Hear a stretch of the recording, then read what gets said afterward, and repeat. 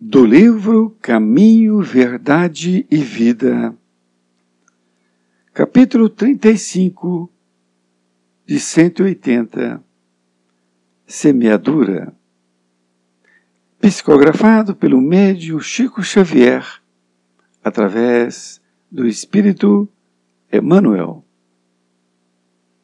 35 de 180, Semeadura. Mas, tendo sido semeado, cresce. Jesus, Marcos, capítulo 4, versículo 32. É razoável que todos os homens procurem compreender a substância dos atos que praticam nas atividades diárias.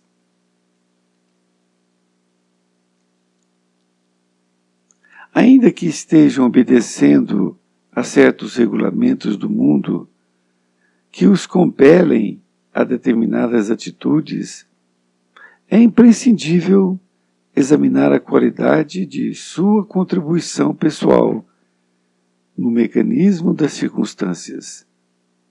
Porquanto é da lei de Deus que toda semeadura se desenvolva.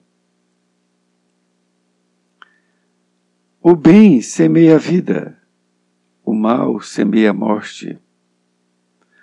O primeiro é o movimento evolutivo na escala ascensional para a divindade. O segundo é a estagnação. Muitos espíritos, de corpo em corpo, permanecem na Terra com as mesmas recapitulações durante milênios. A semeadura prejudicial condicionou-os à chamada morte no pecado. Atravessam os dias resgatando débitos escabrosos e caindo de novo pela renovação da sementeira indesejável. A existência deles constitui largo círculo vicioso, porque o mal os enraiza ao solo ardente e árido das paixões ingratas.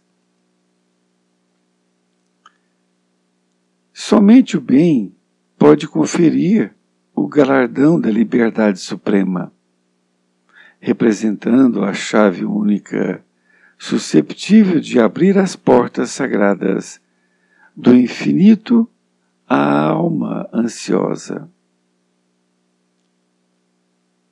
Haja, pois, suficiente cuidado em nós, cada dia, porquanto o bem ou o mal, tendo sido semeados, crescerão junto de nós, de conformidade com as leis que regem a vida. Emmanuel, Pedro Leopoldo, 2 de setembro de 1948. Querido amigo, querida amiga, aqui estamos nós com o capítulo 35 de 180, intitulado por Emmanuel, Semeadura. Neste capítulo, Emmanuel utiliza a passagem que foi anotada por Marcos, quando Jesus disse que, mas tendo sido semeado, cresce. A passagem de Jesus é muito conhecida, porque ele diz que tudo aquilo que nós semearmos, um dia haveremos de colher. E Emmanuel inicia dizendo que é razoável que todos os homens procurem compreender a substância dos atos que praticam nas atividades diárias. O que Emmanuel está dizendo é que é razoável que todos nós façamos a nossa reforma íntima. Essa reforma íntima inicia com essa reflexão. Como nos ensina Santo Agostinho, que ao findar de todos os dias, ele fazia uma reflexão lhe perguntando o que é que ele fez de mal para as pessoas.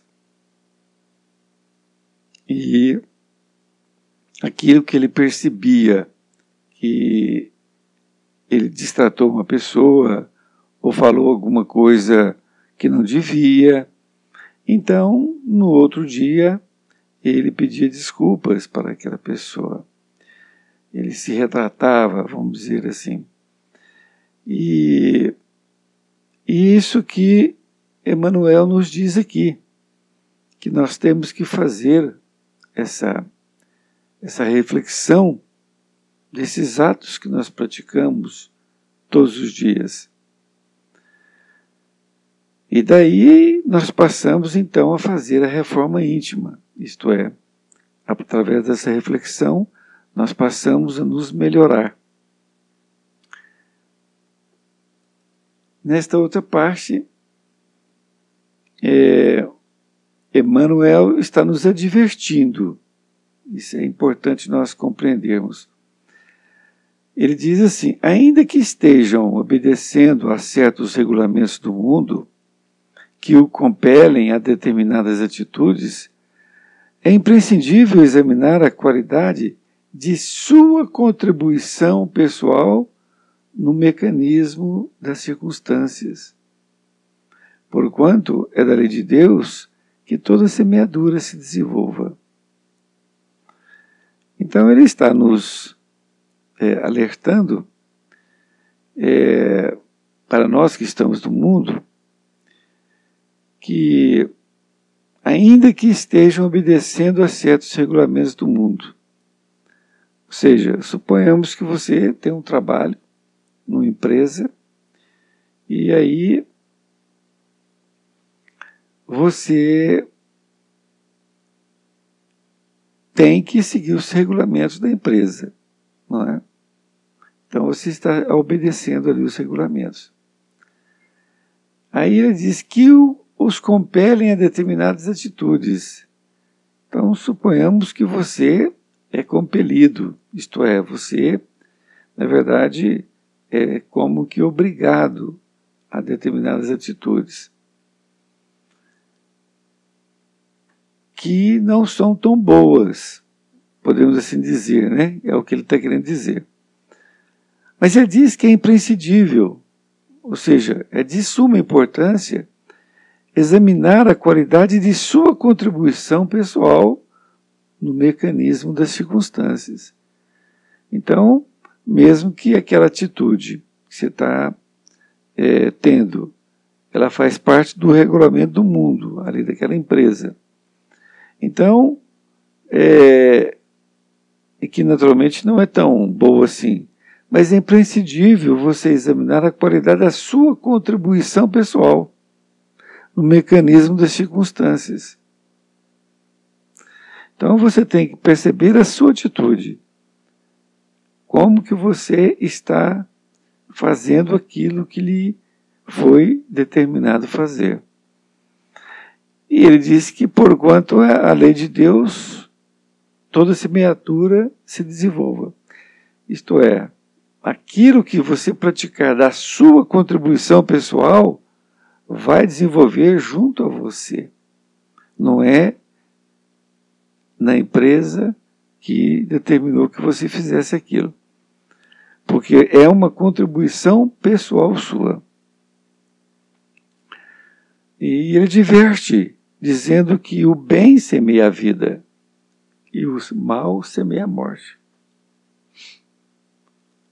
Então, todo bem, ele está semeando vida.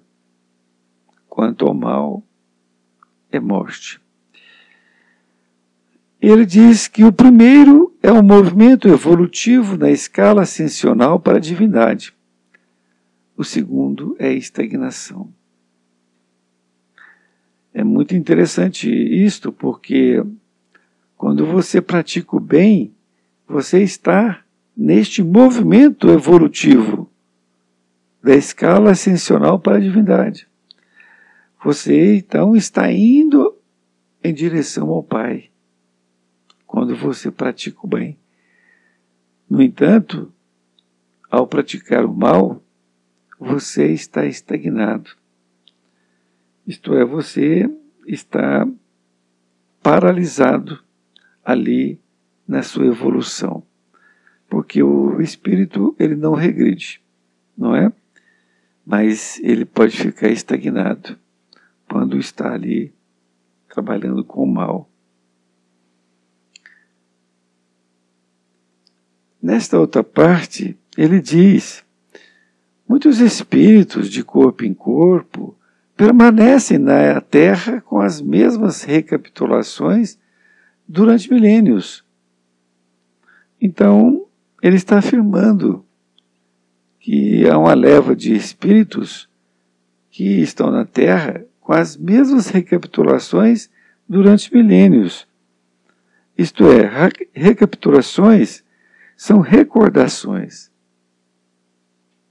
durante milênios. Então ele está fazendo a mesma coisa há milênios. Isto é, há diversas encarnações. Ele está incorrendo no mesmo erro. Então, essa semeadura prejudicial condicionou-os à chamada morte no pecado. O que ele está querendo dizer? Que essa semeadura negativa que ele está plantando durante vidas e vidas, é como se ele tivesse a morte no pecado. Morte no pecado por quê? Porque ele está estagnado na sua evolução. Neste segundo parágrafo, Emmanuel diz: atravessam os dias resgatando débitos escabrosos e caindo de novo pela renovação da sementeira indesejável.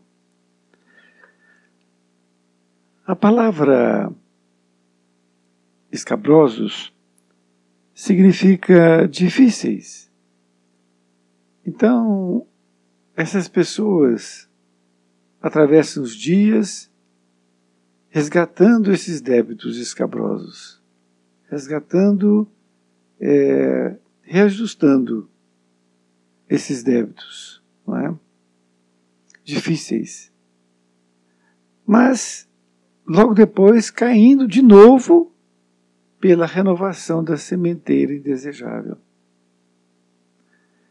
Então, é uma sequência que sempre ele vai cair na mesma coisa. Não tem uma renovação, vamos dizer assim, de uma forma diferente de ver, de sentir. No terceiro parágrafo ele diz: a existência deles constitui largo ciclo vicioso, porque o mal os enraiza ao solo ardente e árido das paixões ingratas. Então, desta forma, a existência deles, ou seja, a vida deles, é um ciclo vicioso. Isto é, ele não sai daquilo. Ele vai e retorna, vai e retorna. Mas por quê? A existência deles constitui um largo ciclo vicioso. Porque o mal os enraiza ao solo ardente e árido das paixões ingratas. Isto é, eles estão enraizados naquele ciclo vicioso. Então não sai dele. É assim, interessante a gente perceber isso, né? Porque a pessoa não percebe que ela está naquela situação.